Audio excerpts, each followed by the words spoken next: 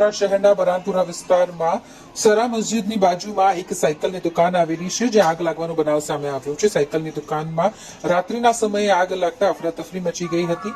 આ અંતર્ગત ફાયર બ્રિગેડની ટીમને જાણકારી મળતાની સાથે જ ફાયર બ્રિગેડની ટીમ ઘટના સ્થળે પહોંચી ગઈ હતી અને તેઓ દ્વારા પાણીનો મારો ચલાવી આગ પર કાબુ મેળવવાના પ્રયાસો કરવામાં આવી રહ્યા છે।